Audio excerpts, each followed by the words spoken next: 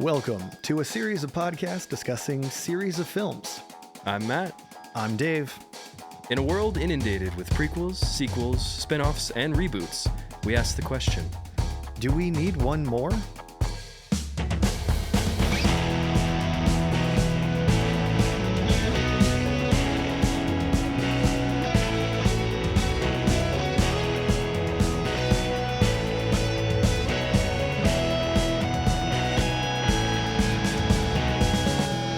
I think we do. I think we don't.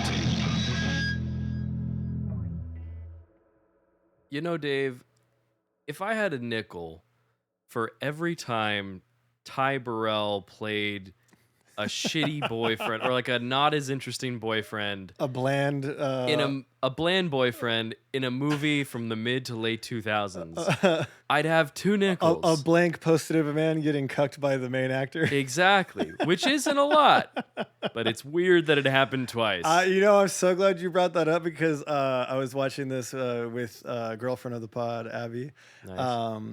coincidentally named after Abigail Chase. Dang. No, no. See, that would be weird because her brother's name is Ben, so that would be. I hope not. But no, like when he popped up, I forgot he was in this movie because I was not yet acquainted with Modern Family when this came out originally, and did not I join the made that family. exact joke to her. Well, I was like, "Pull out your earbuds. I have to do a joke." funny enough, I also said that same joke to my fiance Laura That's- while watching it. She was like, "Ty Burrell is in this?" I would forget, and I was like, "Yeah, Yeah. you know, in the Incredible Hulk, he did." Like, he Full- also got cucked in that one too. exactly with the next year, Yeah, literally the next. I was year. gonna say these are like what 1 year apart. Yeah. Yeah, 2007, 2008. When does Modern Family start? Is that 2010 or is that start 2010, I think. 2009? I think it's 2010. Let's find out. Interesting. Welcome to the episode on National Treasure Book of Secrets, where we're looking up when Modern Family first aired. 2009, you got it. 2009. Hey, Damn, that's a busy 3 years for him. Yeah, dude's coming into his own. I think. Good on him. What did he do before that? Does he have any really notable credits before those two? Like or no? Not to completely derail, but now I'm just curious. I can find out. Just derailing like within 3 minutes of the episode starting. We were like, we'll keep this one Yeah. close to the chest. Nope. Yep. You're like, yeah, those are easy 90-minute episodes. And then last week was 2 hours. That's right. Deal with it. He was in Black Hawk Down Is he really? and Dawn of the Dead, the remake. That's the Snyder one, right? Yes. Wow. And then he was on 21 episodes of Out of Practice. I don't know what that is.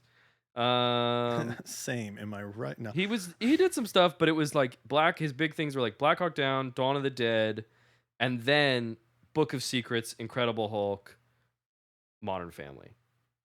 And then he, goes to do his whole thing. He played Captain Marvel on that animated superhero squad show. Good for him. The one where they look like the little action Yeah. figures. That's fun. For 3 episodes. That's fun. Yeah. Do you know who plays Captain Marvel, aka Shazam, in the Justice League the animated series? Oh, it is someone. Is it Rob Lowe? I think it is Rob Lowe. I was actually like, I should check in case I'm wrong. I'm pretty sure it's him though. As you do, well, I'll start to get us into the episode in saying what I said last week is that we've opened the book, we've read it. Mm-hmm. We haven't gotten to page 47 yet. We're slow readers, but we are within the Book of Secrets. We are. National Treasure, now that we've gotten to the final part of our series, and by final part, I mean second episode. Oh, I was wrong. He doesn't do it in the Justice League animated series. He does it in Young Justice. Which coincidentally, Bruce Greenwood, who plays the president in That's this movie, right. was Batman. Good Batman, good Great president. Batman. Great president. I was Yes. like, it's fiction because you look like you could trust that guy. Because nice, fun, cool president. Yeah. Says cool good point. things like he's like, you did cool shit, Ben Gates. We're gonna forgive all your war crimes. Yeah, I look at Bruce Greenwood. I'm like, that's a guy that doesn't make me want to throw up. I know. Yeah. He's great in the Star Trek movies too. He is great in the Star Trek movies.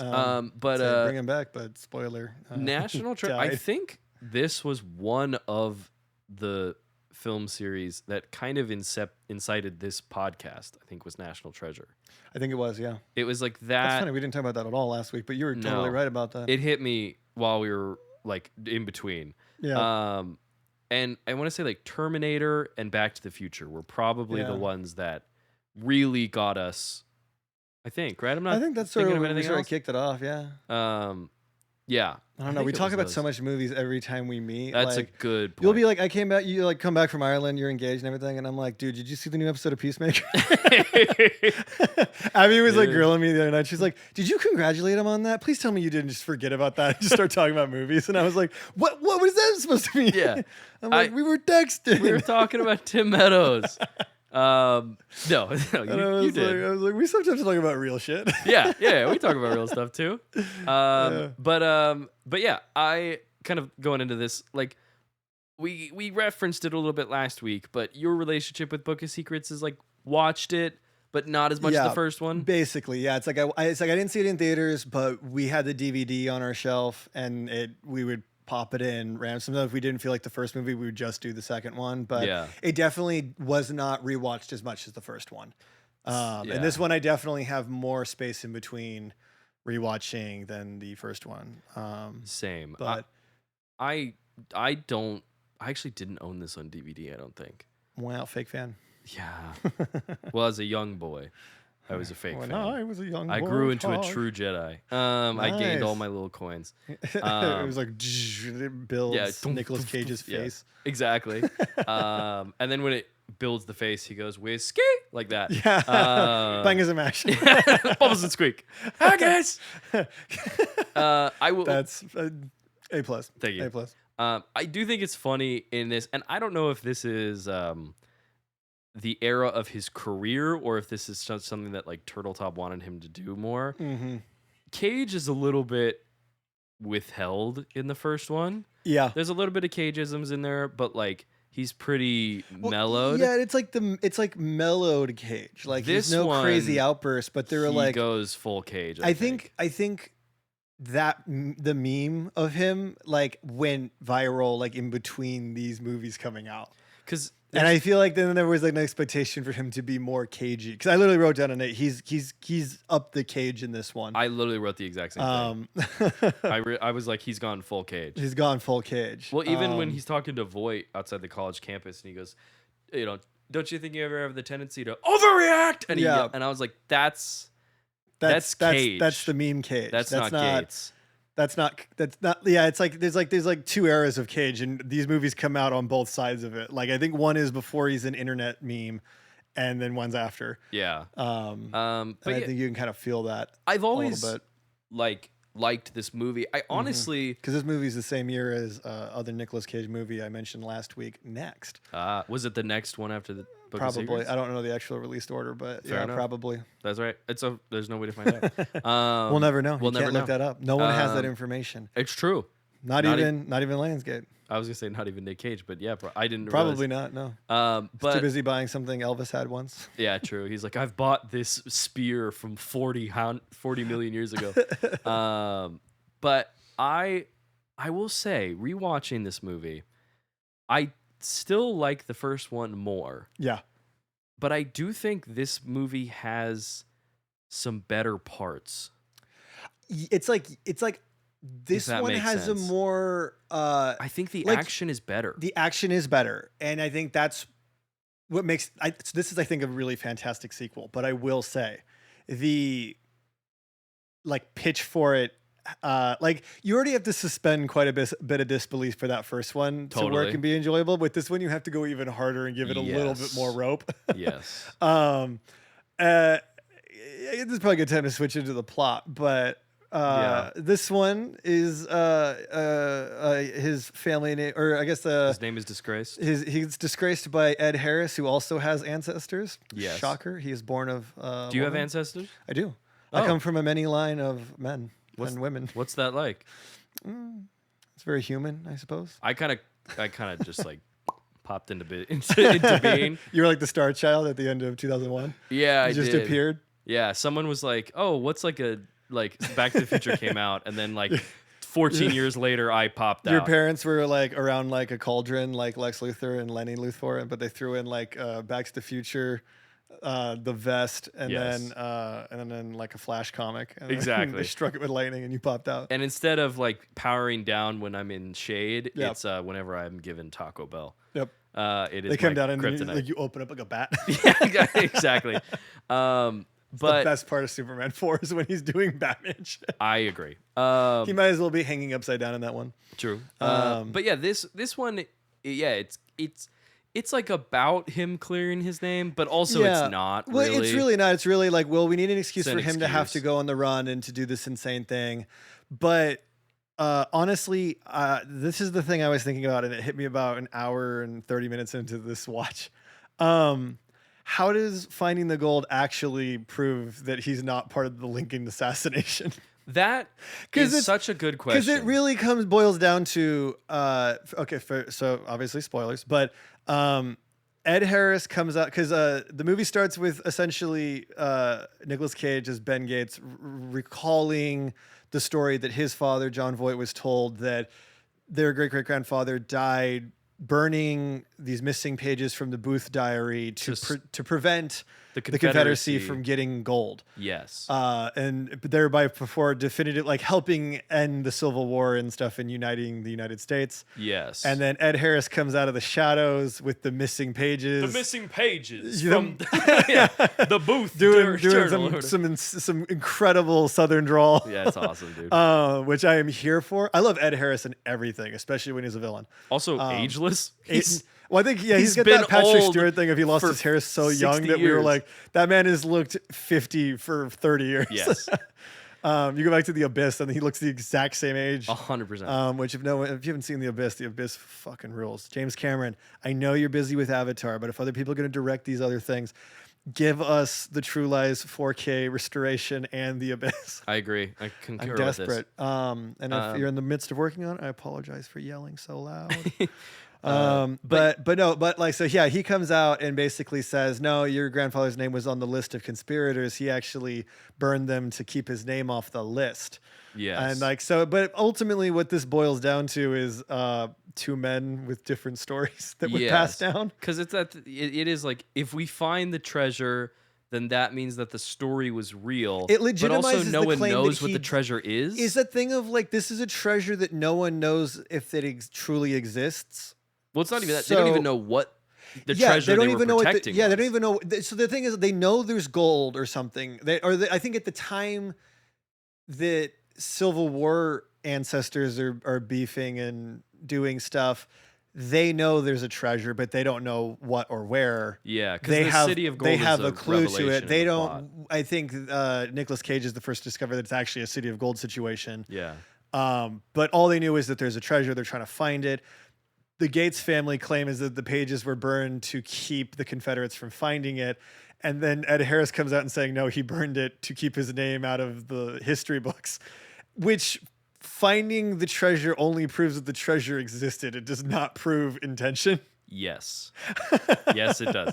That is something I think with a good publicist you could clear up. Yeah, that is, I did...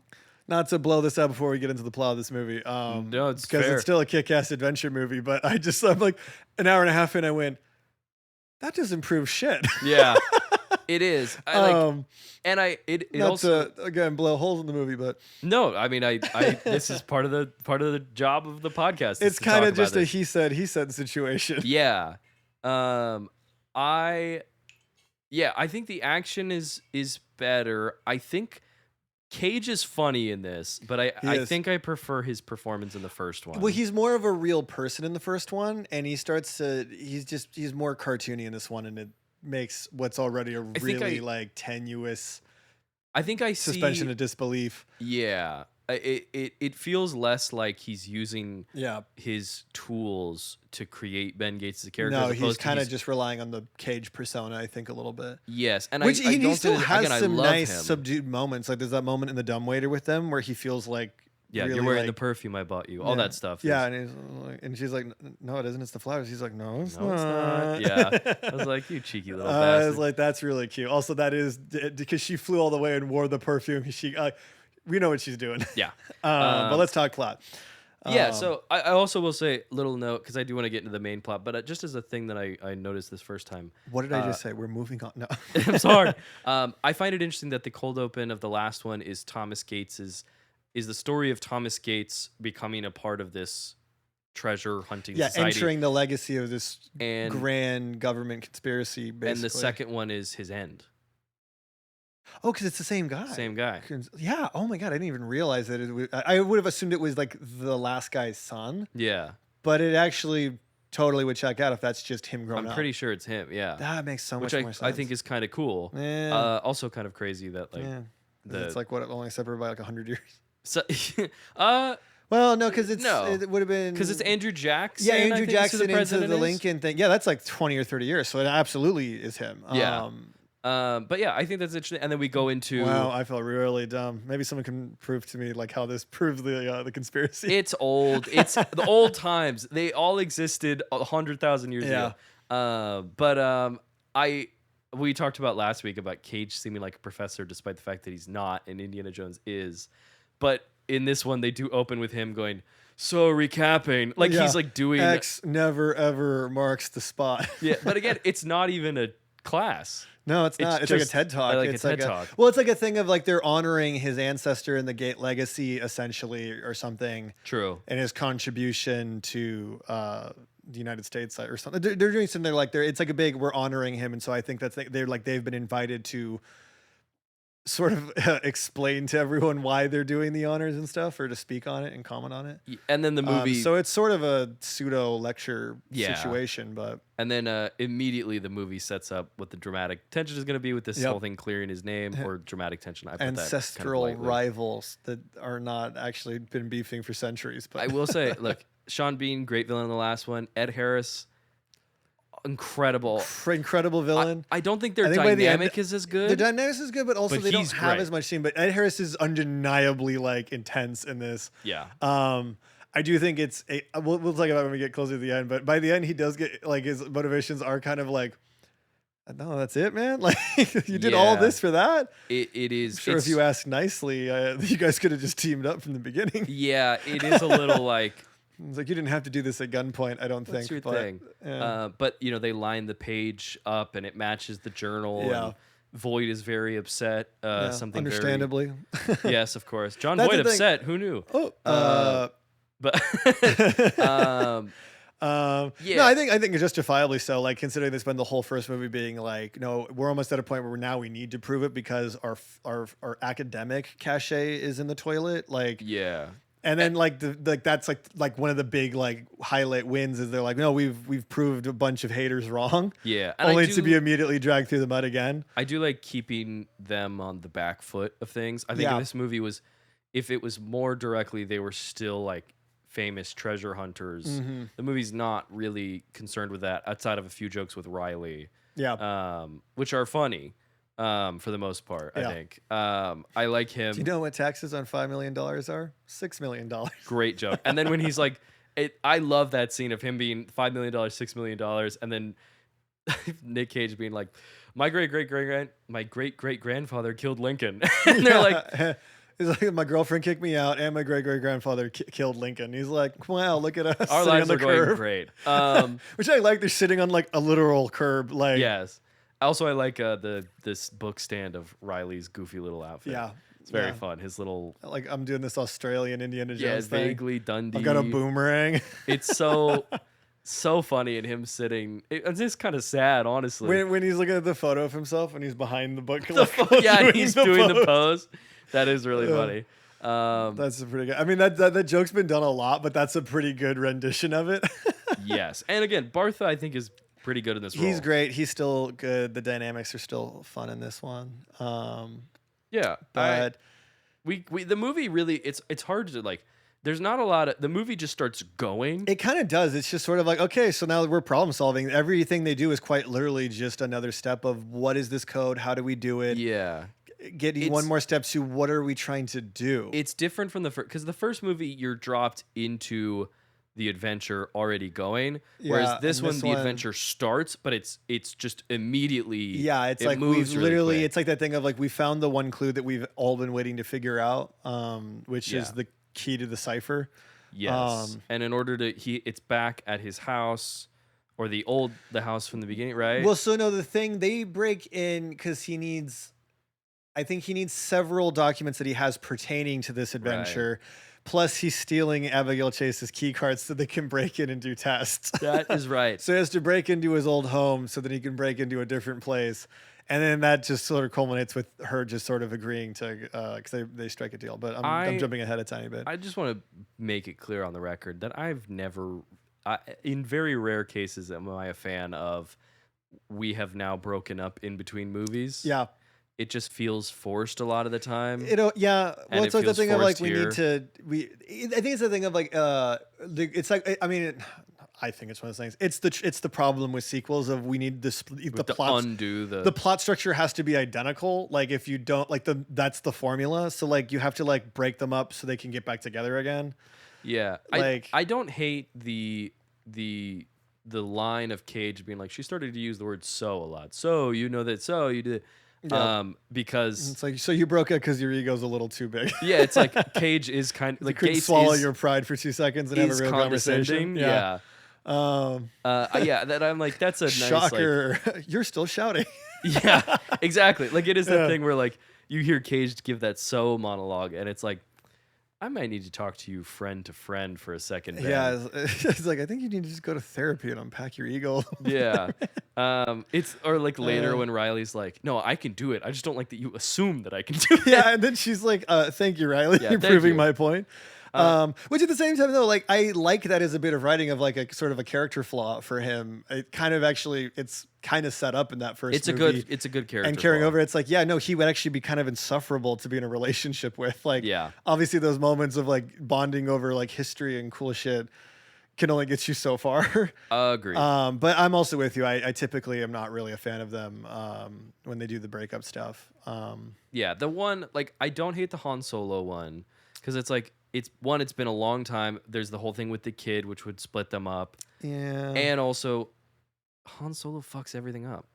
True. Like, you know what I mean? Like until he comes in clutch in the last moment and saves the day. That's true. I'm not saying it's like a master stroke or whatever. But it is one where I'm like, yeah, sure, Han Solo's gonna fuck things up. Yeah. But the conversation for another time. Another time, another episode. We see Ty Burrell, as we referenced. Ty Burrell, yep. As what is his name again? I wrote it down. Connor. Just Connor, I think. Just I don't think they say his last name. Because there's a joke later in the movie I'm going to bring up. It was really funny that last episode we said that there was a guy that looked like my brother Connor, and this one there's just a guy named Connor. That's right. Which shortly after this scene, we are reintroduced to Keitel and Hendrix. Yep. Who looks like Connor. And I don't remember what they're discussing when they're reintroduced, but. Yeah, I mean, it's funny that Keitel being back makes sense. Yeah. And I'm glad that they bring back the guy who plays Hendrix. But it is funny that they were like, he should come back too. Yeah, no, it is. I also think it's cool. funny. It's like, yeah, well, it makes sense if like he's sort of Keitel's assistant that he would, if he didn't lose his job, presumably he still would be there. Yeah. But I also think it's really funny that they just see that and like they see the newspaper thing and Keitel's immediately like, that's right. He needs our help. And he's like, let's open up a case. And I'm like, I think objectively, like someone would be like, why are you allocating government resources towards this? Yeah. Towards what, like, and he's like, listen, man, I have this ring and you have to understand. I'm a Freemason. I can do whatever I want. We didn't talk about him being revealed to be part of like the Freemason organization last episode. We kind of glossed over. We kind of talked about, we kind of said it, but we didn't really discuss it. But I do think that's really funny. And it kind of makes everything he does, like where he's like, yeah, we can do some cool shit. Yeah. You might as well be a Freemason. He's kind of indifference, I suppose. It's kind of like, look, I know some people, we could pull some strings really fast. But honestly, like if the conspiracy goes that high at some point that you kind of guess, that guy knows where the treasure is. Yes. And I will say, I know I theorized in the last episode that Keitel was maybe phoning in his performance in. In this one, I think he's having fun. I think he is. He seems to be having more fun. Yeah. And maybe that's a like a Gene Hackman kind of like, I didn't know what you were going for, and then I saw the movie and I got it, so now I'm back and I'm having more fun. Now I know what to do, yeah. Yeah. I don't know if it's that this is simply just like hearsay. But watching this, I was like, he's like smiling a little. It seems like he's having a little bit more fun. And like later when he's talking with Ben outside the when he's like, I'm talking to you as a friend, Ben, and he's got like the sunglasses. I'm like, he's like doing secret agent. You can like tell that he's tough guy secret fun, agent thing. Yeah. Being like, listen, buddy. Like, you know what I mean? Well, I think it's that thing of like, I bet you like on paper when he read that first script, he went, yeah, I'll do it. The paycheck's really good. But like, they're just asking me to do like Mr. Wolf from Pulp Fiction.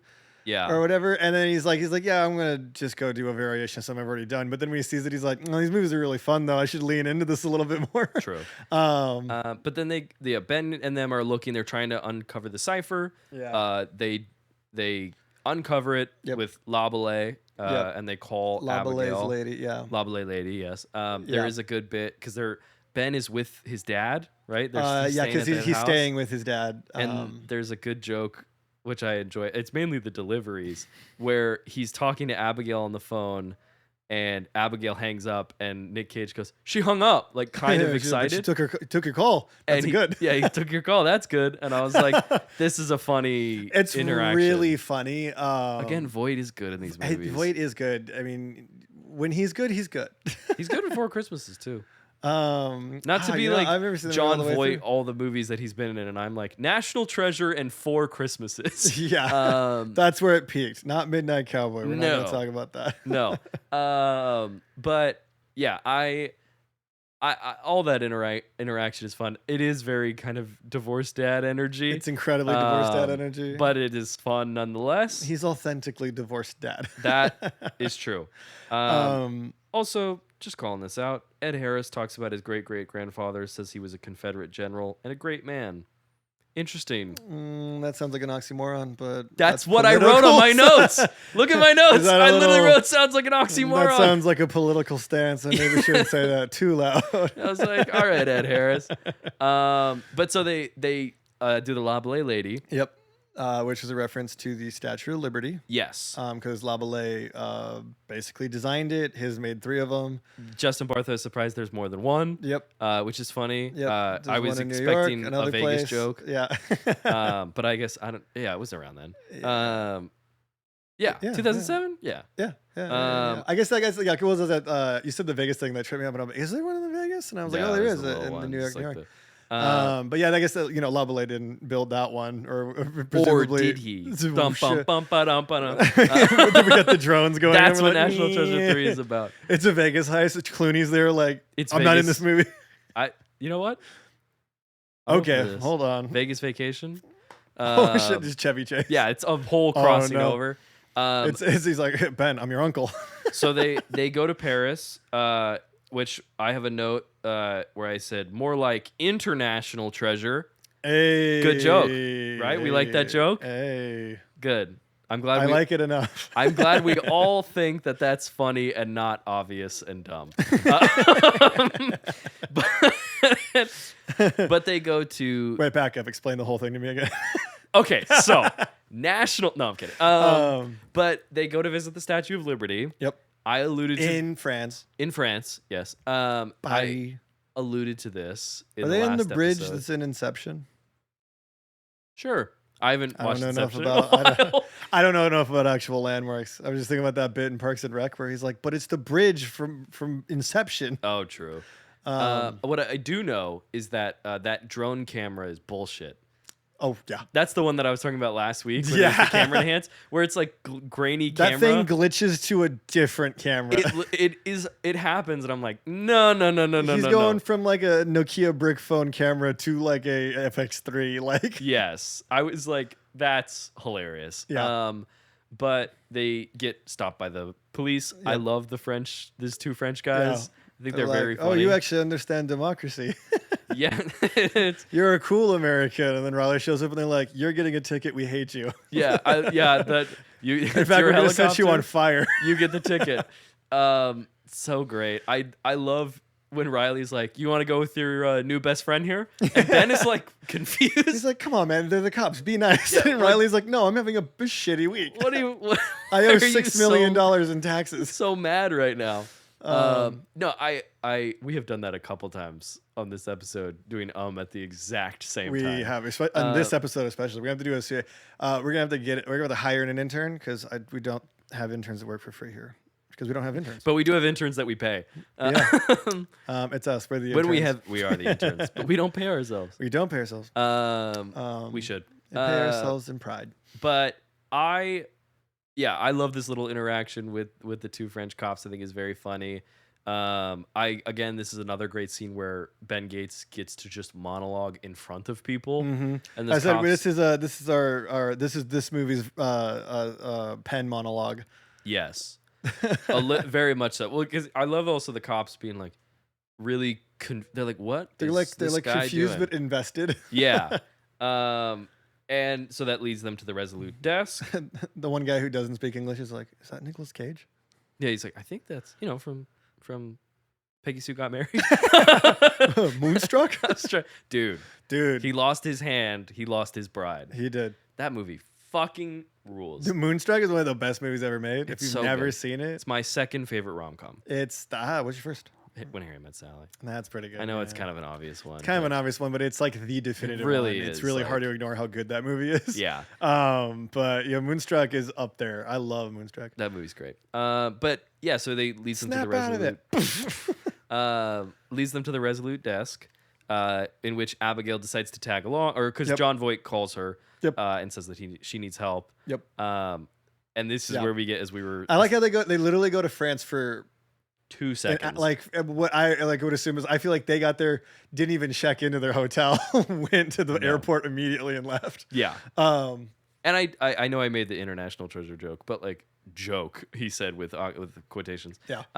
This one is a lot more globetrotting than the first one. The first one is predominant. It's just in the U.S. for that whole first one, right? Yeah. They're just going up and down the East Coast. I'm pretty sure. Basically. Oh, with the exception of they start in the Arctic. Arctic. But once he lands in D.C., like most of the movies, it's mostly there. It's like there, New York and Boston. Yeah.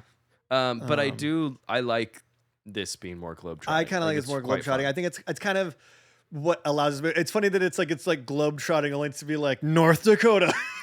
Yeah, it's like a Hail Mary, like all the way back to being like it's U.S. history, baby. Because obviously it's still connected because it's how other countries' histories connect with U.S. history. The Resolute desk, which honestly does make a lot of sense. The Resolute desk. Decks. Yeah, that desk. It's a deck. Sick. Such a cool Built desk. it in an afternoon. Pretty good. The puzzle desk is, I think, very objectively cool. I think if we ever get our own like actual studio space, we should just have two on opposite ends of the thing.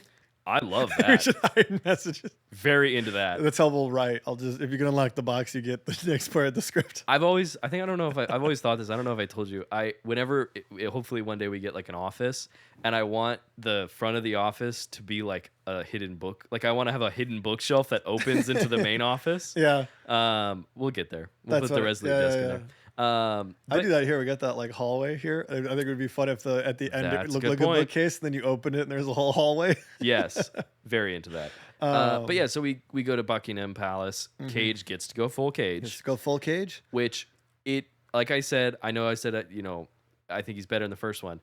Obviously, it's still fun to watch. It's a lot of fucking fun to watch, so I'm not that mad. There's a moment where Riley, at the end of that whole bit, where he goes, "That was brilliant." And Riley, I agree. Yeah, I think it's pretty fun. Yeah, no, it is. Well, I think it's funny that they're like, "Well, no, our whole plan was to make a scene." Yeah, like, he just already go does for it. The like, alcohol thing before Abigail shows up, which is funny that he's doing like the Sting, Paul Newman. Yeah. R.I.P. Robert Redford. Rest in peace, at the time of recording, he literally passed just recently. Was it yesterday or 2 days ago? 2 days ago. Oh God. Yeah. We'll have to, we could do a whole episode dedicated to Robert Redford. I would love that. One of the not a one more. I don't think we're allowed anymore. Robert Redford, like, goes without saying, a like iconic person of Hollywood. And also, just a really fucking cool, great guy. Cool. In my head, he's like the movie star. I listened. It's like him and Paul Newman really are. I was watching him on Inside the Actors Studio, and they said it was like, "What was your favorite word? Mm-hmm. What's your least favorite word?" And his favorite word was possible, and his least favorite word was whatever. And I loved both of those answers. Okay, well, I'm gonna pocket that. Okay, we're going down a rabbit hole. Yeah, we'll talk about him a little bit more. I know, yeah. But yeah, anyway, so they go through. Robert Redford. It was the '80s version of this, though. That would be fun. Robert Redford as Benjamin Franklin Gates. Yeah, that'd be cool. Something to behold. But we have the dumbwaiter sequence. Yep. There is a very funny moment where she's explaining why she has every right to be mad. Yeah. I think she's justified. She's completely justified. And there's a moment where she's like, if you say something and you happen to be right, that doesn't mean you're correct. It means you're lucky. And he goes, well, I get lucky a lot. Yeah. And he delivers it like that. And I'm like, this is funny. You're a piece of shit. It's like, this is funny. That's why she broke up with you. That's exactly why. That's exactly why. It's because you say shit like that. It's so condescending. I was like, it's a great delivery from Cage. I have to make note of this. It's an amazing retort. It's very Sorkin level like response. Very but it's also like, and that's right when she said get out. There's your problem. Yeah, so we get to the desk. We do the puzzle box that we talked about. Yep. I love the clicking of it. You can feel the age on that desk. I think that you really can just sells smell it. The sequence. I think for me, the aging on the notches is so perfect. I don't, not to start gushing about woodwork. I'm going to slowly turn to Ron Swanson. I think this episode, but like the craftsmanship on that desk is phenomenal. It's wonderful. We find the broken piece of wood that has Native American. Language etched on the side. Yep. And they it's like Incan, Aztec, and it's like, or Native American. Native American. They take it, they escape. Ben is doing this whole like, you can't do this, it's too dangerous shtick again. To Abigail? Yeah. I'd be like, get out of here, girl. We already did the first movie. Like, yeah, that was like, you're well past that. She's very capable.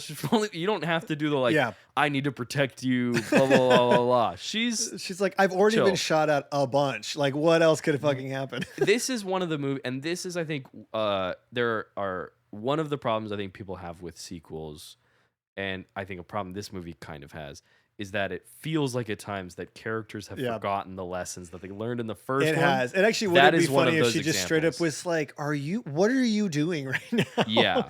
I think that's the one the one missed opportunity is she could be so much sassier in this movie. I mean, I do think Cage deserves to get smacked around a little bit more than he does. He does. I think he should get smacked around a little bit more in this movie. Yeah. Oh, wait. Sorry. We can get that. All is lost. The ship has no rudder. We're going down. I'm like, fuck. No. But they obviously make their way out.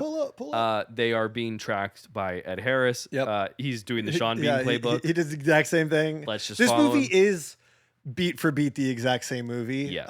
Which I think is a little bit uncreative. Yes. But it's still very enjoyable. The first movie was fun. It's a Home Alone 2 thing where you're like, it is kind of a thing of like, I like Home Alone. So you're doing it again, but in New York, I like it. Yeah. You know? You're doing it in New York, I like it. You're doing it in New York, I like it. You're going to Buckingham Palace, going to France. I don't know why I became the guy from Spider-Man 1 that's like, he stinks and I don't like it. But you're doing John Polito.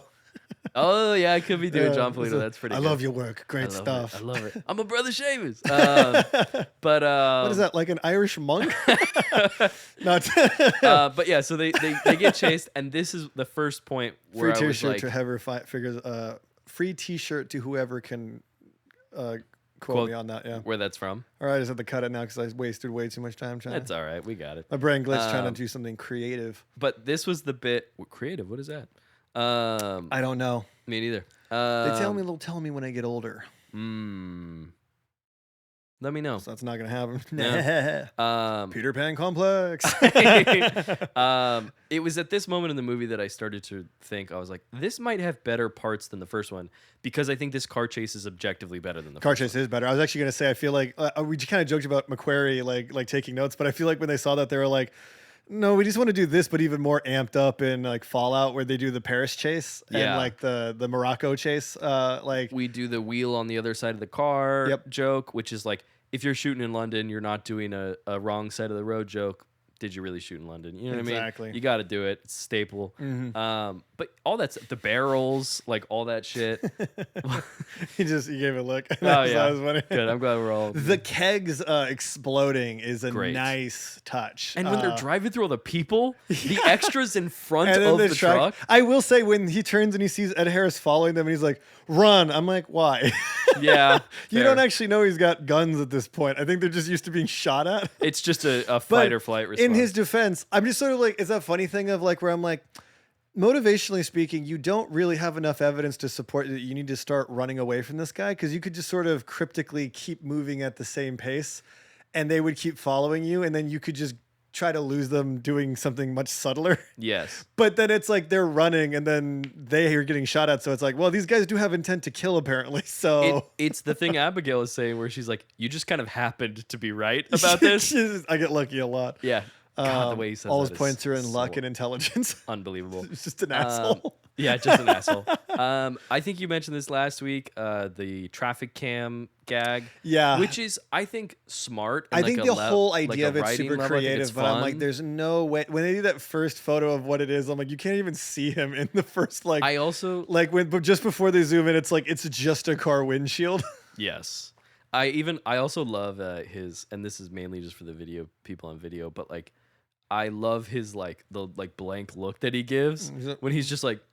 I literally wrote down crappiest selfie ever. It's true.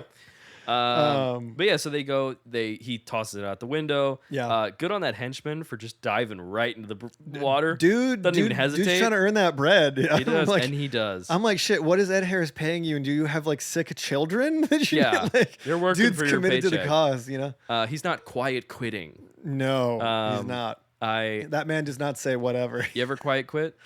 Maybe. I have. I'll say it. I don't want to hurt myself in case I got to get another job here. But so they get back the print. Jon Voight looks at it. He's like, I recognize this, but there's one person. He's like, yeah, we're gonna talk about that. And they're like, well, we know who can solve this. He's like, no, I'm not going. And I'm like, well, actually, I don't know why he has to come at all. Yeah. And Voight goes, I alluded to her death, and Cage goes, well, we're retconning that. But it is fun in that it's kind of a reverse of the conversation Cage has with Bartha about his dad. Yeah.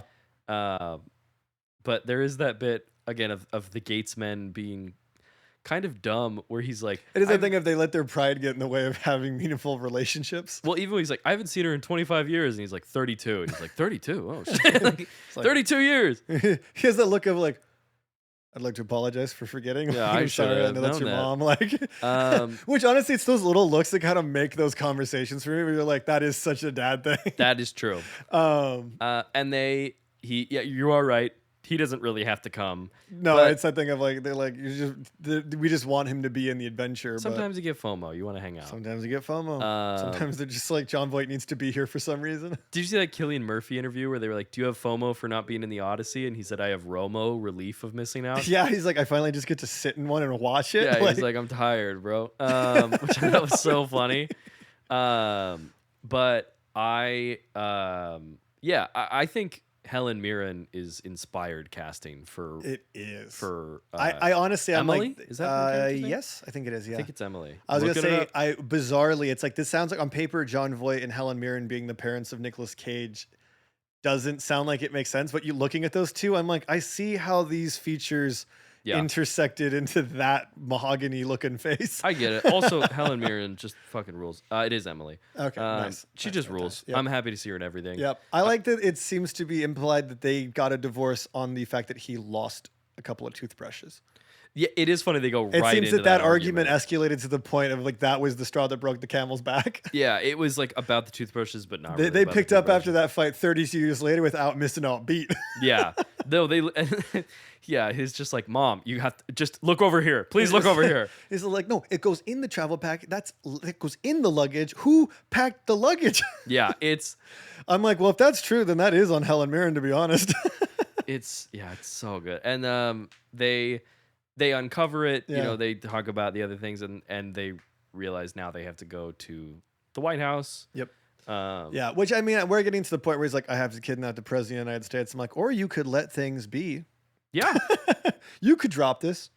There maybe is other ways to prove that Thomas is innocent. Yeah, I was going to say, you could just hire a better publicist, but I think we're getting to the real thing about Ben Gates, and that he's an adrenaline junkie who likes to kidnap people and steal things. He's a madman. He's a madman. Yes. And we love him. We love him, and we like watching this, but this is him just being like, I have to kidnap the president.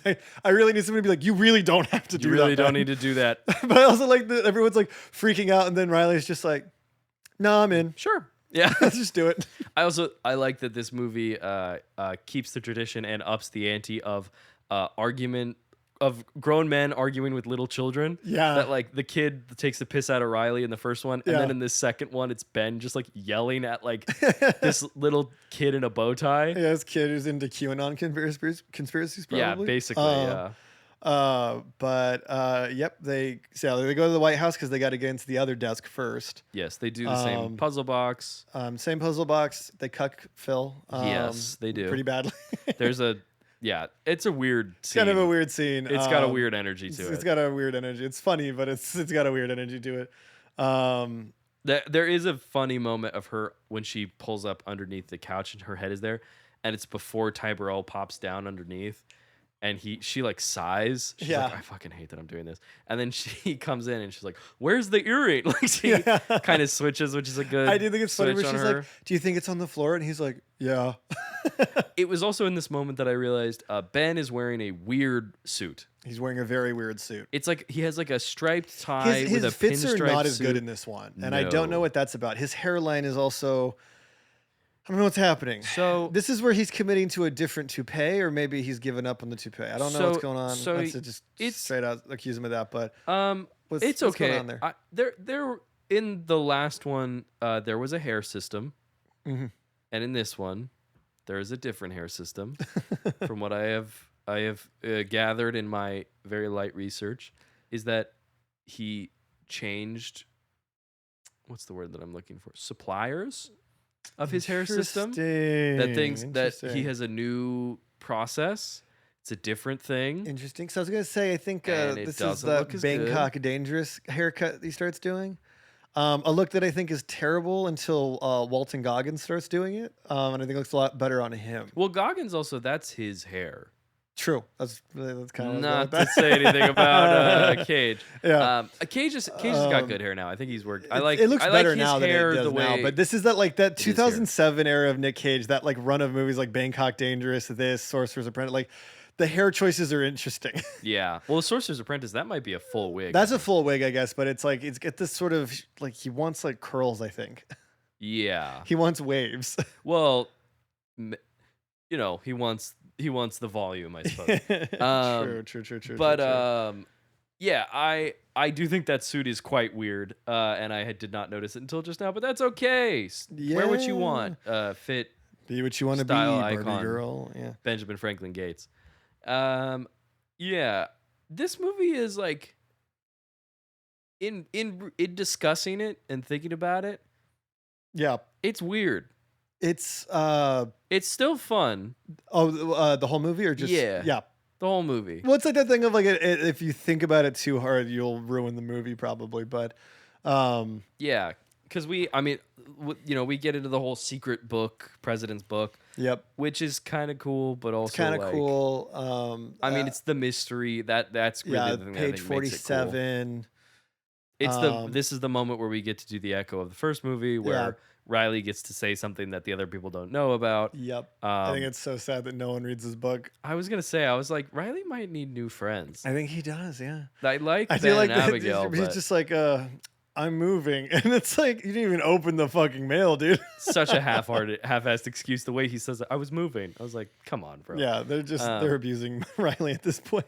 There is also that moment where he's like, especially Riley seems a very, the way he's like, if it were you, you'd have less evidence and I'd already be convinced. And I'm like, that doesn't sound good on your part. I'm like, so you just have no direction in your life is what I'm hearing. Yeah, it's like, I get that Nicolas Cage, when he monologues, is very charismatic. But if you're aware of that, you might need to analyze that a little bit more. Yeah, you want to step back and reevaluate your but yeah, decision-making paradigm. They kidnap the president. Yep, which I wrote down. Harvey Keitel's going to have an ulcer because I think he's like tracking this. He's like, oh, Ben's up to this, and then like the president was kidnapped, and he's like, oh shit. Yeah, what? Oh, I need to get involved. He's like, oh, this went from fun like Freemason treasure hunting to national threat security. Like this guy's more dangerous than I thought. No, for real. And I will say, I will get into the whole "we need win more" conversation in a sec, but like the thing that has felt almost the hardest in terms of cracking what National Treasure 3 would be is I feel like kidnapping the president is the ceiling. Like you go from steal the Declaration of Independence, kidnap the president, like Ark of the Covenant. What do you do next? Yeah, like it's like outside of like. Does he steal Lincoln Memorial? Does he? Yeah, steal... it has to be like a actual foundational thing that like. Yeah. What is that? You know what I mean? He steals the entirety of the United States. He takes the deal. It's like a weird. It's no, I don't want to. I was gonna do like a Rush. I was gonna do Russian conspiracy, and then I was like, wait, I don't want to go down that rabbit hole right now. Yeah, it's no, fair.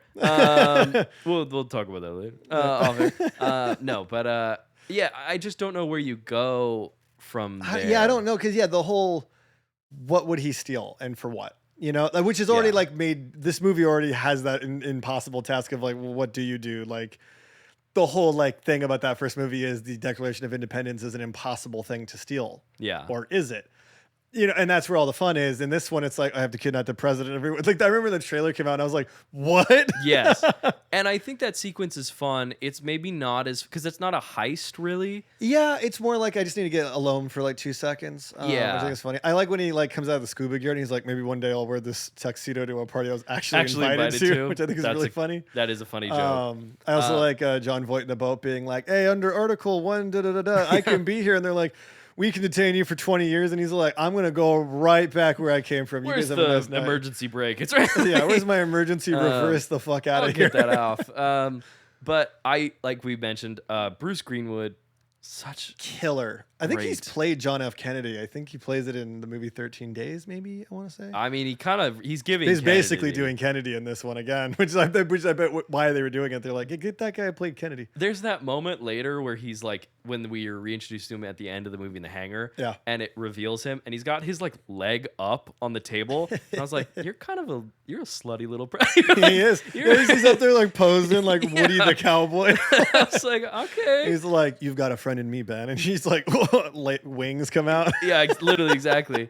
When he's like, I was an architectural history major at Yale, and I was like, when he's like, here's some architecture diagrams of Mount Vernon. Like the way he's just like, it's cute that Ben Gates is like, do you want to go on a mini treasure hunt with me?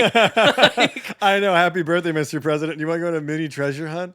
I'm not here to kidnap and or assassinate you. Yes. But yeah, I think that whole little where he's like, don't worry, there's nothing to be worried about of me in this cellar in this tiny little room. Yep. Like Greenwood just makes a meal out of this role, despite it not being huge. Cool ass president, yeah. Yeah, he's just like, what if I played this like the coolest motherfucker in the world? And I think he's successful in that. I do think he is successful. I'm like, I would have voted for that guy 100%. Yeah. And he, and there is that great interaction, where Cage explains why he's doing what he's doing, asks about the book, and he's like, oh, and you're not gonna let me leave until you tell me. And he goes, the exit's that way. Yeah, I'll show you right now. Which is such a nice detail, a nice character moment. It is. Well, it's stuff like that makes Cage seem like less of what we just described him as, a madman. A madman. A criminal and a madman. Yes.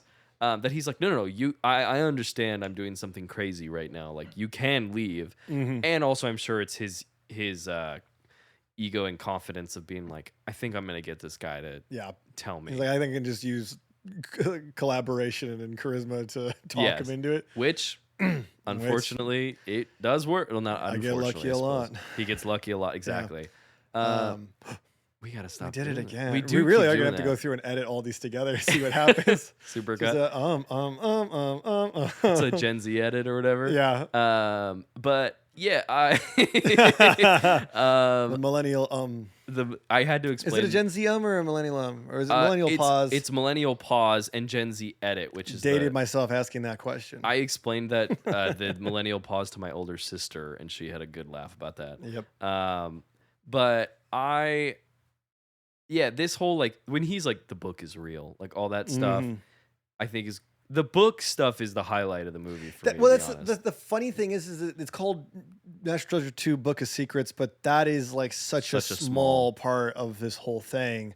Like, yeah, it honestly should be like, and the Lost City of Gold. It like should be the caption. Yeah. Because they're like trying to bend Aztec mythology, like ancient Aztec history into Native American culture, which is interesting.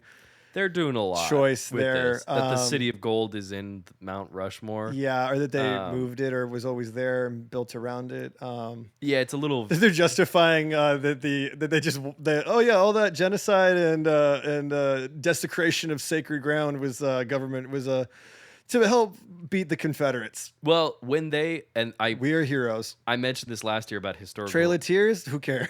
Literally, they really do. I mean, obviously Andrew Jackson. They bring up at the first one. I'm like, Andrew Jackson was a fucking terrible human being. He was a terrible and human a bad being, president. He was like, I'm going to break the banking system, and everyone was like, yeah, and then he did, and they were like, why? Yeah, Andrew Jackson. Funny sucks. when presidents say they're going to do something, and then when they do it, and people are surprised. Anyway, moving on. Bruce Greenwood, kick-ass president, really cool. Well, okay, talking about historical inaccuracies. Last week I talked about one that was literally exactly the opposite. When they get to the Book of Secrets, they open it up. One, I will mention Riley's funny joke of, it's not here, maybe someone checked it out. It'd be so funny. The president was like, go over there. Oh, shit, no, it's in my desk. Yeah. Well, also, he was like, it's not here. And he's like, well, maybe he was just trying to get us caught. Yeah. Which honestly tracks a lot of it a bit. It does. But they're going through the Book of Secrets. One, we should note, yes, the Apollo landing is real and did happen. Yeah. But there's a moment where they talk about the Queen of England financing the Confederacy, or like wanting the Confederacy to win, and that Diane Kruger is like, well, like a fractured America would have been easy for her to for them to reclaim America. Because like the War of 1817 or something was like not that far. I forget what the year was, but like I mean, like the British tried to come back like multiple times. Well, this is the thing. Yeah. So England actually gave a statement of neutrality to the Civil War, and Queen Elizabeth was noted opposed to slavery, and the England outlawed slavery before the U.S. This is true. So that's a bunch of bullshit. Yeah. They did mention the cotton thing. I don't know. All that, like when it's like, oh, like plus their thing was Scotland. All of that is made up. Yeah, it's completely. These movies really are America being like, aren't we the coolest? Yes. We are good. They are evil. It literally, that whole Queen of England thing is nonsense. Yep. Complete I will nonsense. also say they did a cyber attack on Buckingham Palace, and those guards were. I mean, they were definitely a little stressed, but I don't think they're nearly as like upset as they should be. Yeah, you're right. They do kind of brush past that is a terrorism level threat that they are essentially doing for the sake of just escaping. But like, sure, yeah, someone. Most people would assume that they are under attack and like things might explode any minute. There's a lot of hand waving in these movies. A little bit. But it's a little bit of a now you see me, now we're over here. Exactly. Now you don't. Or now you see me, now you see me too. Honestly, National Treasure with Now You See Me crossover, that could be more fun. Can I tell you something? Yep. I kind of like the Now You See Me movies. I think it's because they make me remind me of movies like this. I think when I watched them, it was still on my like, these are fucking bullshit. But I'm like, now that I've embraced camp, I'm like, maybe I'll have a much better time with these ones. Someone described them as Fast and Furious with magic. That's what and I was like, now I get it. Because like for me, the thing is like, I'm like, I like the prestige. I like the like idea of like, ooh, it's real magic. But these guys are straight up gods and like wizards, like to the point where you're like, they're sorcerers. I'm like, no, you didn't explain how you just did that impossible thing at all. Like you're just like, oh, we have a device. I'm like, that's not, you cannot reverse gravity, mister. Yeah. Okay, but so that water drop is not a light effect. Bullshit. Thank you. Yes, we've discussed this. Anywho, but that's fun for another series. Exactly. But so they get to the book, they find the other aspect of it. Yep. Ed Harris, who's been following them again this whole time. He basically goes and kidnaps the mom. And they find out, that they need to go to Mount Rushmore. Yep. And the finale happens. They find the finale happens. Breeze right through it. And the movie ends. No, I like how they're like a cloudless rain, and they're like, so we need water and the sun. And the riddles are not as good in this one. No. But then they're just like shaking water out on like a big old rock. They're like on what is like a small island. Like it's enough where I'm like, how many fucking Aquafina bottles did you bring this time, Ben? I know there's like 11 of you, but like, it's not even. It's fucking Ed Harris. Is there another? Did he bring any of his cronies? I think there's a henchman. Because I think he's got like 2 guys with him. Yeah. Maybe 3 being generous. That's like 4 But they don't go into the cavern. They don't. But like, God, I don't remember. I'm just like, the idea of them being like, fucking, where am I going? You know, just shaking water. Well, yeah, when they go the internet's gonna have cloudless fun rain, with that one. like it's like do your worst. Oh no, Dave. If it gets us subscribers. But yeah, cloudless rain. I was like, that's the weakest. I know. Water. I know. No, it's easy. That is like Schumacher Riddler. Like very much riddles. so. And so they pour their cloudless rain Yeah. over all the stones, and they find an etching of a duck. Oh, sorry, Matt. Do you have bird blindness? Did I not tell you this? I don't think you have, but I'm starting to notice a pattern. What do you mean?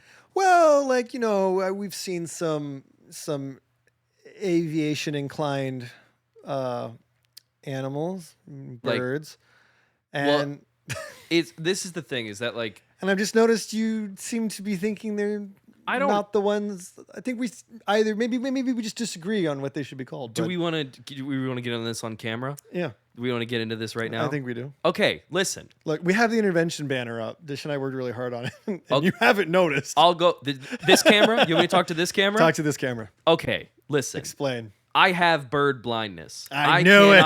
I cannot tell the size, weight, or classification of birds. Yeah. We saw that bald eagle and you thought it was a duck. What are you talking about? What? What do you mean? What eagle? In the movie? In the movie. When? When they're shaking the water everywhere. In the background? Just stealing jokes from Peacemaker. Literally. But yeah, so Tim Meadows is underrated. when I was watching this movie and the eagle pulled up, I was like, "Do burn blindness joke on podcast?" I was like, and I will do that. But they do, and this is where the character of Ben Gates, I think, slips away a little bit for me in this movie. Is when he puts his hand in the rocks and he does the I'm just kidding. Yeah, that I was like, Ben Gates doesn't do that. But I kind of like the idea of, like, after successfully proving the treasure reel, stealing the Declaration of Independence, he's loosened up a little bagging bit. a 10, like he's just like, I could do whatever the fuck I want. Yeah, that's fair. Hey, I mean, Diane Kruger she played Helen of Troy. Helen of Troy. You know, they only started a 1,000-year war for her. It. Yeah. It was 10 years. It's who cares? Did it happen? We don't know. We don't know. Maybe it's in the Book of Secrets. Oh, maybe that's page 47. Oh shit, that would be awesome. It's Diane Kruger as Helen of Troy. That would be amazing. It's like she's ageless. We're gonna introduce her parents. That's sick. Cher is her mom. And Nic Cage is her dad. Older Nic Cage. It's Nicolas Cage with like white hair and a mustache, and then he's like de-aged for the rest of the movie. I threw my back out on the golf course. He's on like one of those those decompression boards, just flipped upside down in an office somewhere. That's incredible. He's just doing his Big Daddy character when he's like the Ned Flanders. And that's true. He switched to Kryptonite. Yeah. So they go. The set pieces in this are I like the balance board. It is sort of a nonsense situation to find yourself in, but the stakes and the creative problem solving of it all is very interesting. I think the sets are really good. The sets look really good. There's only a couple parts that look a little wonky, but it's also like for 2007 standards, it looked pretty good. I think by a lot of movie standards now, it still looks better than most Marvel movies. Great. It does, yeah. I think it looks really good. I don't think it looks as good as the first movie's treasure, but I think they had more real things mixed in stuff, and that whole set piece when they're trying to like do the water stuff, and Ed Harris is like, "Tell him I found it," and he's like holding up the tide. Like, I'm like, that's kind of bad. It's a cool moment. The middle-aged dad in me was like, fucking like proud. The Rock. Basically. But yeah, I mean, I like that he kind of sacrifices himself. I mean, it doesn't really justify. He's done insanely shitty things this entire movies. I like that Helen Mirren and Jon Voight get their own little adventure. I do. I like the little Tarzan. Woo! I'm back. Here we go. And we did it. Yeah, it's cute. They have that little laugh together when they make it to the other side. But the movie does kind of like wrap up quick. It does. Like you said, he does the sacrifice. I found it or whatever. Yeah, he's like, tell him I found it, which is like semi-true, but it's like this. It's that thing of this is where the sequel kind of falls apart a little bit. His whole thing was he just wanted his family to have something to be proud of. Yes. And he basically is copying. He just wants to copy what happened with the Gates family. Yeah. In the first movie, but his plan is to not actually solve it. It's to blackmail / bully him into doing it. It's like this. That's why he's thing a bad is so. guy. It's I think yeah. It's so funny that like Nicolas Cage is down bad to do a treasure hunt. He probably could have just negotiated like, look, I will give you this secret, and I want you involved in this, but I want majority of the credits go to me. I don't want you in the. And I guess maybe that's the thing of like he just knows he can't avoid it. I guess, but it just seems really silly in the grand scheme of things. Yeah, where you're like, you were willing to shoot people over this. This is You guys drove a truck through like a very populated town square alley. Like you wrecked several French or through London cafes. Bangers and mash, Bubbles and Squeak, even everywhere. So many dishes, haggis on the cobblestone streets. Yes. That sounds like an Action Bronson getting line. Run over. Haggis on the cobblestone streets. That's a band, dude. That's an 80s that's punk pretty band. That's my favorite meme is where haggis on the street. Do you know Action Bronson? Action Bronson. It's a rapper. Maybe. Oh, kind of. There's a good meme of him. He has some like he's fun. He has some crazy line like where he's like, I'm eating white vanilla pudding in the back of a Ford Bronco. Like it's like that. Those are kind of his lines. And there's like a meme that people do where they put together what sound like in the song. And haggis on the cobblestone streets is very much something that he would Haggis on the cobblestone street should be a shirt we create. We can make that happen. I like it. We can make it happen quick. But I didn't realize in rewatching it how they go from the City of Gold immediately into that hangar with the president. Yeah. It's like pretty quick. And then they kind of cut to a couple different mini scenes in the end. And we get the tease of, did you take a look at what I talked about on page 47? Mm-hmm. Yes, I did. You think you can help me out with that? I have the randomest story for that bit about the end when they do that conversation. One time we popped in our DVD and it started, somehow the director's commentary got turned on and it was that scene where he's like, did you take a look at that thing? And then Jon Turteltaub comes in, he's like, so that's not a pitch for 3, but a pitch for 4. That's the really? Plot of the plan was to do page 47 in the 4th one that they presumably had they like gotten that far. Yeah. But what is interesting is we kind of. So anyway, I just thought that was really random and funny that I just have that knowledge completely by accident. I mean, they wrap it up there and you know, National Treasure 3 is yet to happen. It's been discussed. Apparently there is a script that's being written. Yeah. We had a Disney Plus spin-off series that's right. Was not good. ? Didn't watch it. Should make judgment calls. That's rude. Well, you know who can make a judgment call? Who? This guy. I don't know if I trust your opinion, buddy. You got bird blindness. Hey. Listen. So I have been waiting to tell you this on air that I watched the whole season of National Treasure Edge of History. I commend you. For this show. Really? I have been watching it for the last 4.5 months. How many episodes of it? What? No one asked you to do that. No one asked me to do it. No one asked you to do that. I told Dish like months ago, we were driving to a recording. I think it was for Steel or something. Wow, you started this during Steel. Well, because I thought, wow, because Steel even came out. Steel was like one of ours that was like was on the back burner. We recorded that one well in advance of its release. Let me clarify that this was completely unnecessary of me to do, but I felt that one, I am a big fan of National Treasure. As I said in the last week's episode, my Instagram bio is patiently waiting for National Treasure 3. Yep, same. And it's also my letterboxed bio, and my Goodreads bio is patiently waiting for National Treasure 3 (parentheses novelization). Nice. Thank you. Because this is the first kind of thing on this show that got a spin-off sequel kind of thing, I was like, it would be beneficial if we had seen the show and could comment on it. Presumably, but it's canon. I didn't want to subject you to that. Thank you. Or subject Dish to that. So I decided that I would do it and not tell you until we were recording. that I finished it. I'm not kidding. This morning. Wow. I have been watching like one episode like every 2.5 weeks. Scale of 1 to 10. Bad. Not good. It is. The meter's like. It is. It's just underneath. It's like. It is so interesting as an object because it feels like a Disney Channel show for so much of it. Well, I was gonna say it looked like Power Rangers Dino Thunder. But then near the back half of the show, people start getting like shot in the chest and like blood is like coming down. At one point, do people die? Yeah. Wow. Do you want to know who dies? Yeah, go ahead. I'm not gonna watch it. So Harvey Keitel is murdered in the first episode. You're freaking kidding me. I swear to God. How he is in the first episode rude. to kind of pass the torch.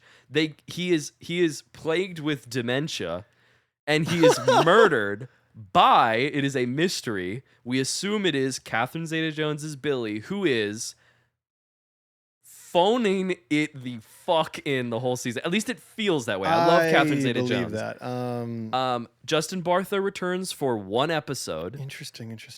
So I will let you know it. Riley Poole is currently rich, flies a private jet, has a podcast, which is kind of right for him to do.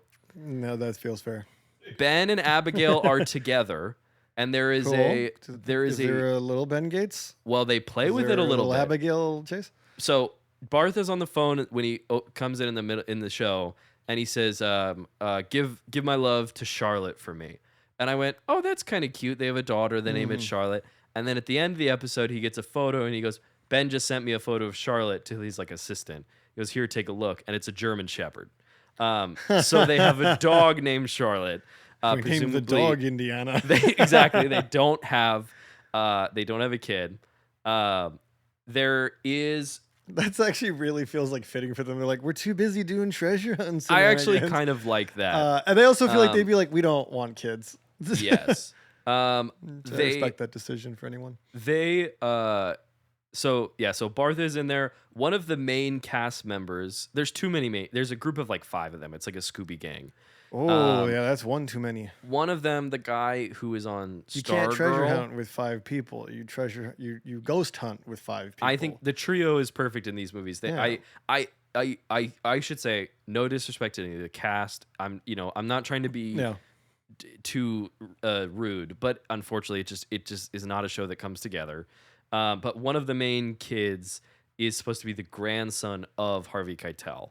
Okay. And it's this whole like, I don't believe in the treasure. I'm just a singer in a bar and all this stuff. And then he's like doing a once. Kinda. Hendrix, the guy who looks like Connor, is in the show. Is in multiple episodes. Well, good for him. And then get that paycheck. Is shot by Catherine Zeta-Jones and killed because, and buckle up because you're not gonna guess what the fuck I'm about to say. He is the crime lord. He is a successor. There is a moniker named Salazar that has gone from person to person. And Hendrix is the new Salazar who killed Catherine Zeta-Jones's brother, put the main character's father in prison, killed Harvey Keitel, and has been searching for the treasure, for this treasure in the show, and has been Salazar and he says this, for 20 years. So he is Salazar in the first movie and in the second movie. He is he's murderer. Yeah. I hate everything you just said. And there's like a new younger FBI agent that he's like, don't worry about this case or all this other stuff. Yeah. He's like the elder statesman to her. Her name, they do a Benjamin Franklin Gates. Her name is Hannah Betsy Ross, to which I would say Benjamin Franklin Gates only works within the context of the Gates family. Yeah, that they crazy. Really are like obsessed with this. Yes, that it feels weird that just a random person, and when they call it out, they go, Betsy Ross? She goes, my mom liked to sew. And I don't think that's enough of a justification. If she's saying that better be fucking sarcastic. Like no. Hendrix, she's like, stabs my mom her. loved to snow. with a sword, like a long sword, like a Wow. vintage sword, stabs her through the stomach. Okay, interesting.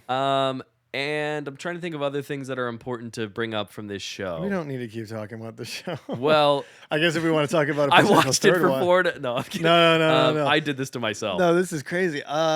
Jesus, yeah, this show sounds terrible. You have any questions? Do you know what's weird? The main girl has like detective vision. Like she can when she solves puzzles, they like the puzzles like rise up in 3D models that are like she does like an Iron multicolored. Man building the suit kind of thing. Yes, but in her head. Okay, so she's kind of doing a Sherlock Mind Palace. Yes, and that's the stuff where you're like, this is kind of decom-ish. Well, the whole show looks like a decom. It doesn't. Well, what is also it doesn't look like National Treasure at all. What's a problem with the show, I think, is one looks like the Even Stevens movie, but like digital. Is they save their? It feels like they save most of their budget for the last 2 episodes. Interesting. So all the episodes are like, whereas this movie's like globetrotting or like national. You constantly have action sequences, and it's compressed because it's like 2 hours.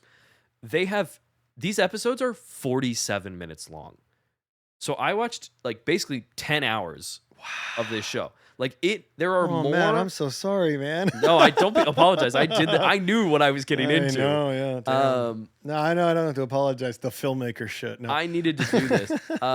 But I want blood. It's them going to like the same. I want my butter. It's like CW shows where they're going to like just like buildings, and like when Bartha comes back, they basically just do an escape room episode.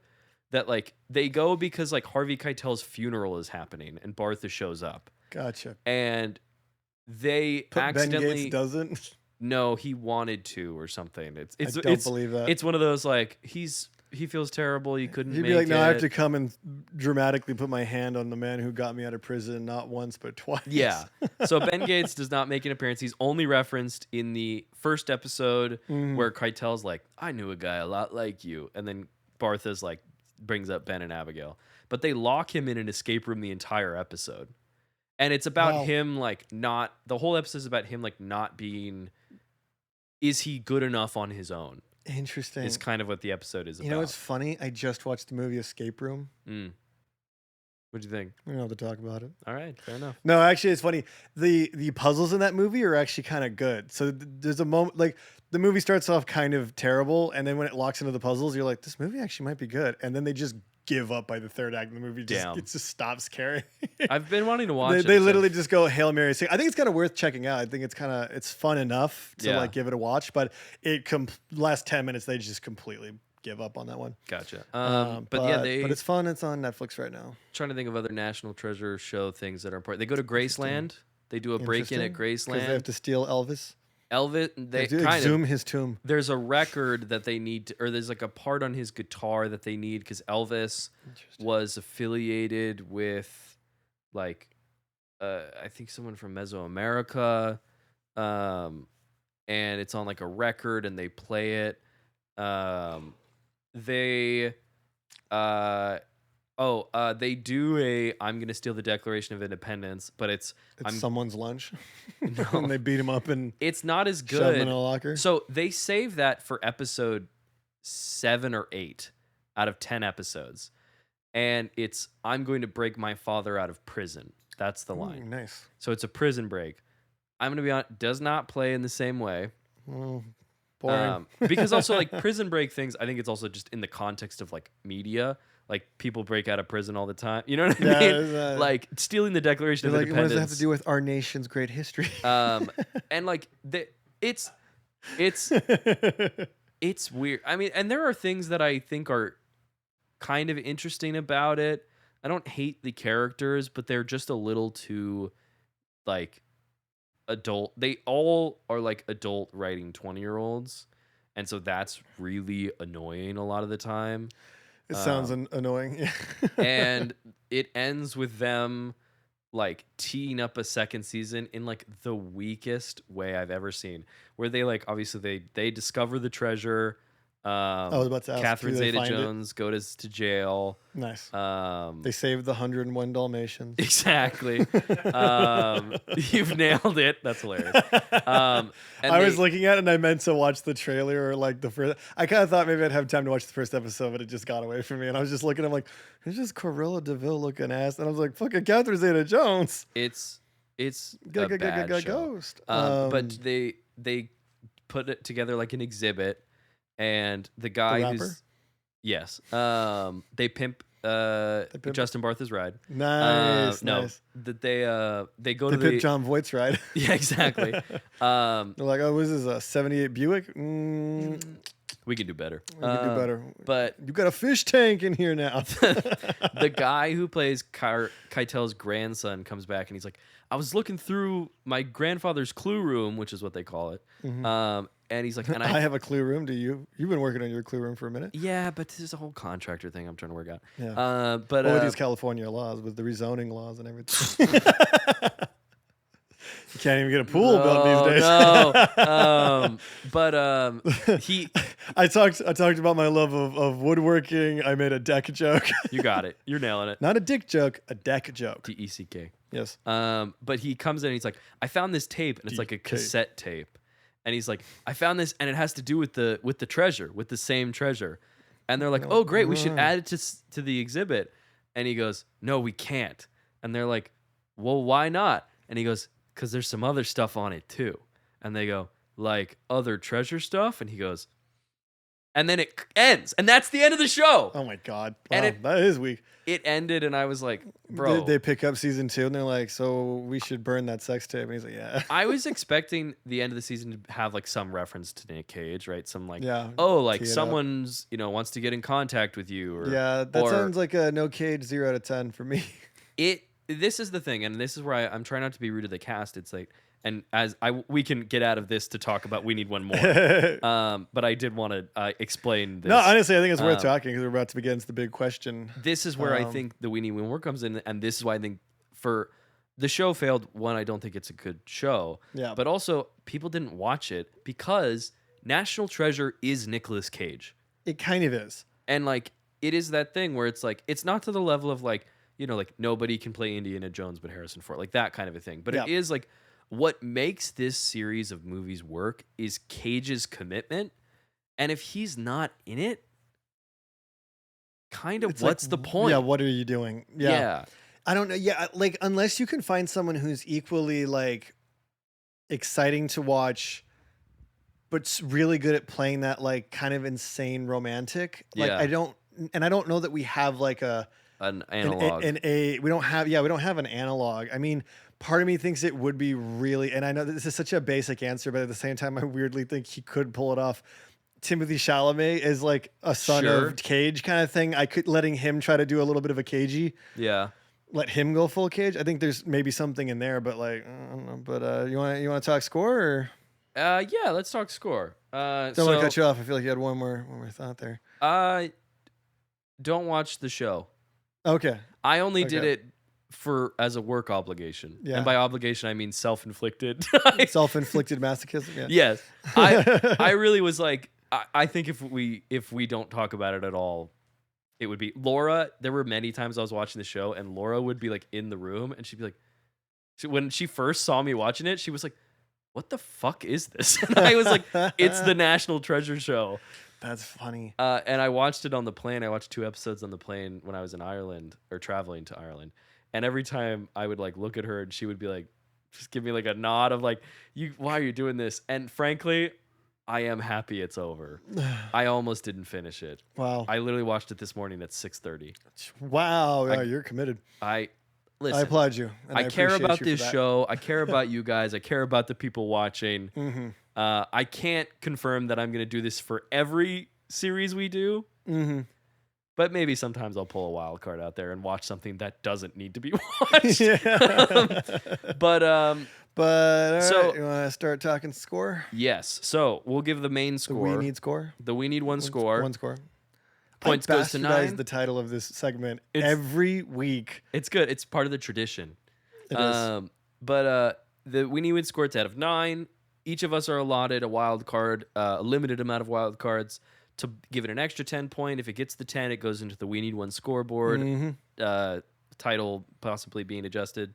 If it is within those 9 points, if it is below a 5, it is a we do not need one more. If it is above a 5, whether it's a 5.1 or greater, green light. It's a green light from us. Hollywood, give them $250 million to make whatever the fuck the movie is we're talking about this week. Add The Rock and Sweeney. Let's go. No. Yeah. Please don't do that. Please don't do that. That was a joke. Smashing Machine's not out yet. Or that that boxing movie. I heard they're good and they're both good in those movies. Who? Rock and Sydney Sweeney. Oh, yeah. They both have fighter. I didn't hear you said out. Sydney Sweeney. Yeah, they did. I thought it was someone else in the Smashing Machine movie, and I was confused for a second. But out of a possible 9, National Treasure 2, Book of Secrets, gets a total score of 5.5. So it makes it, but it is 1 point under our score for the first one. I do think it kind of isn't as good despite having better parts. It's not as good, and I think part of it is it's the believability of the like treasure and the lore. Like there's something fun about that first one where it's just feels plausible enough. Yeah. But the second one is like even more fabricated to the point of like we're really pulling a lot of strings to make this plot happen. My breakdown of it, I gave this a 2 out of 3. Yeah. Like I gave the last one, but the allocation of the points is a little different. I gave it half a point in terms of quality of film. Yep. I think it's fine, despite still being fun.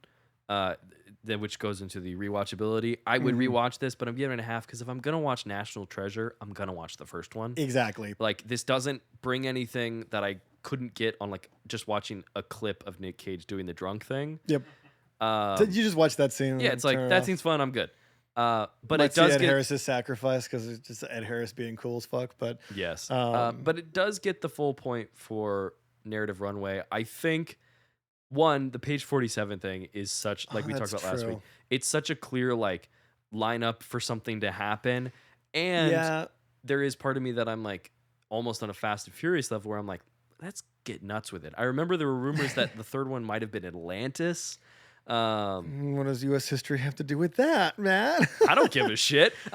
Cuban Missile Crisis. Yeah, they'll figure something out. They will. No, honestly, like I'm super down for all of that. The way I allocated my point, I actually, even though they have the page 47 thing, I just think the requirements of weaving, U.S. history into a treasure hunt of immense secrecy and puzzlesy. It's like, the whole thing about the first movie is like this impossible treasure hunt, and then he did it. And so that to be like, but also there was a second one too. Like the Gates family is interlinked into 2 different insane treasures, is like already like, right. Yeah. Okay. And so I'm like, so great grandfather is Neptune ? Like what? Like I don't know where you go like that with like the from the angle of like the family legacy kind of thing. But I mean, if you are going to because obviously there's, if you pour, oh my God, he shut down. Dish, you need to jump in. You're the new co-host. I need an assist. It was that bird blindness conversation that wore me out. Yeah, sorry about that. It was that juxtaposed with the National Treasure series. Yeah. I shut down a few times watching the show, I promise you. That's okay. No, it's just that, like, if you don't have Voight come back, you slide Nic Cage into the Voight position. You could do like a kid thing. I don't think I'm that interested in that. I think you got to do Cage as the lead because, like you said, I don't think it works without him. But it's also a thing of like, I'm okay with him not having his family lineage like wrapped up in the mythology, but that's like part of the franchise. Like it's part of the DNA now. Like, so I'm like, I don't know how you do that in a way that just doesn't seem even stupider. Can I offer you, because I don't think I said this you've on kind air. of mentioned that you have like a pitch. I have a loose, and I want to know what you have. Idea of what National After Treasure this 3 conversation and the fact that apparently Harvey Keitel has been shot and killed.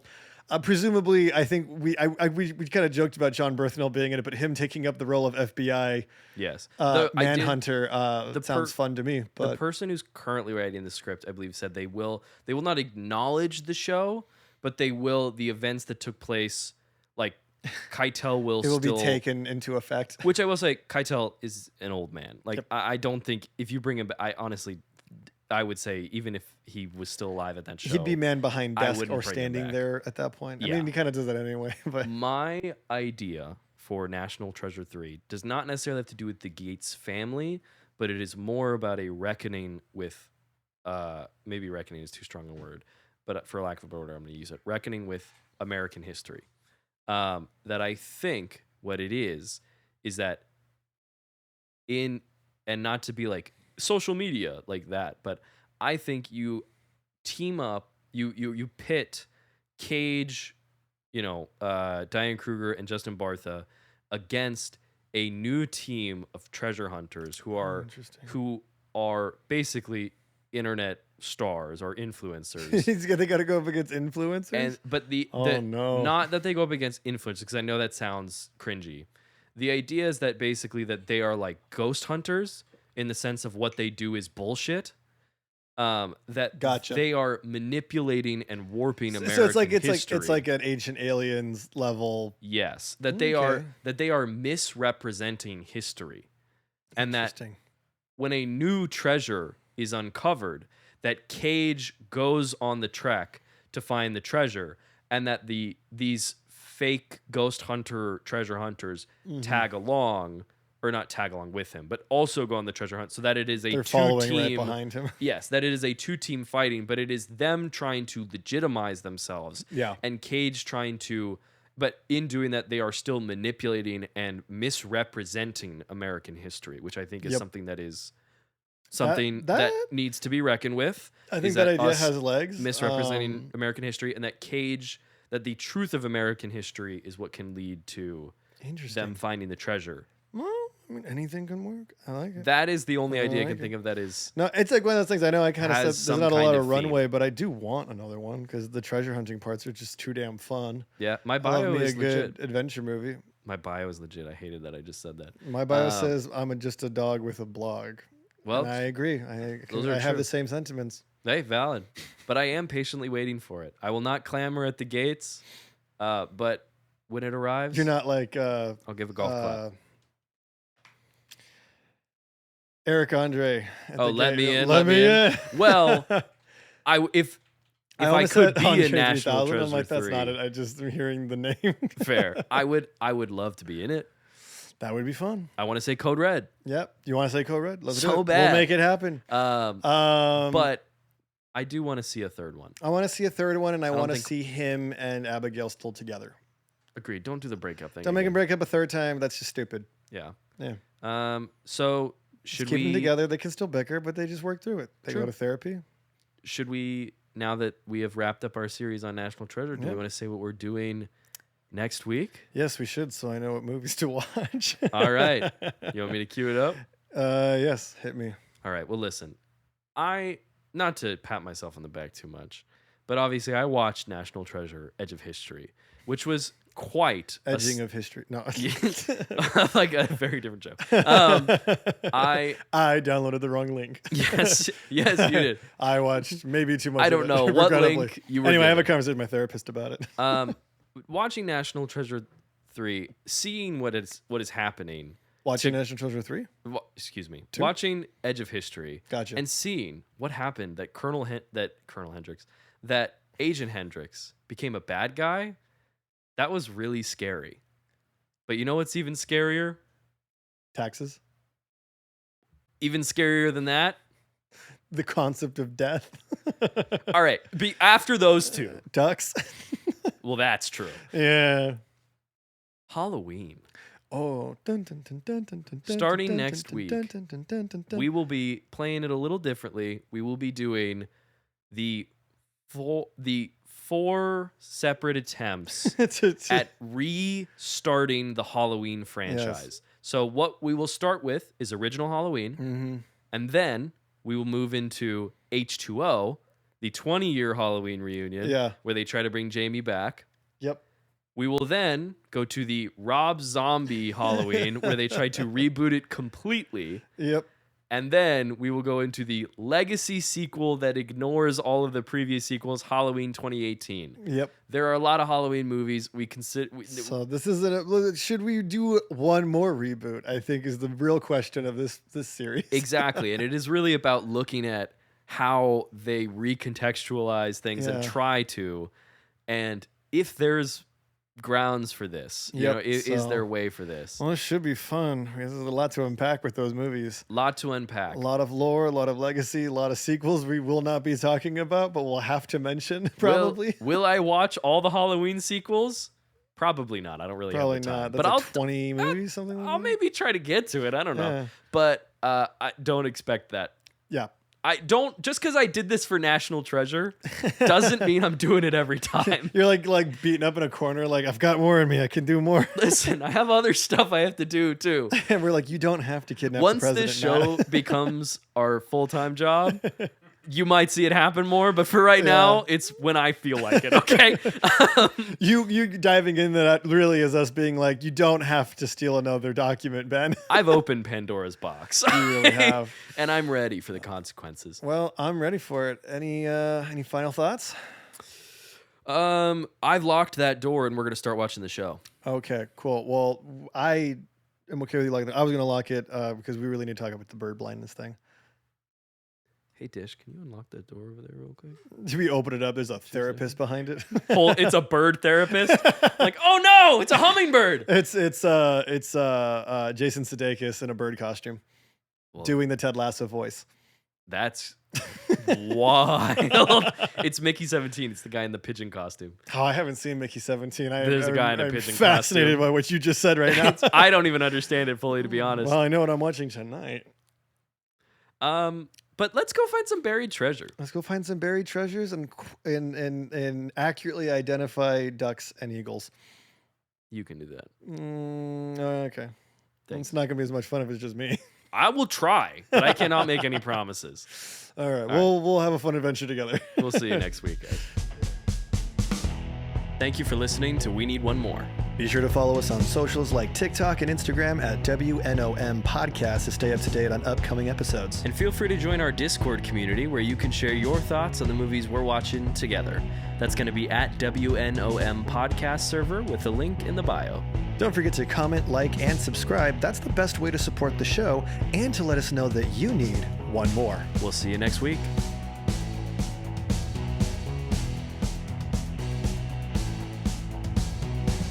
This podcast is produced by Pilot 9 and 9 Ball Creative.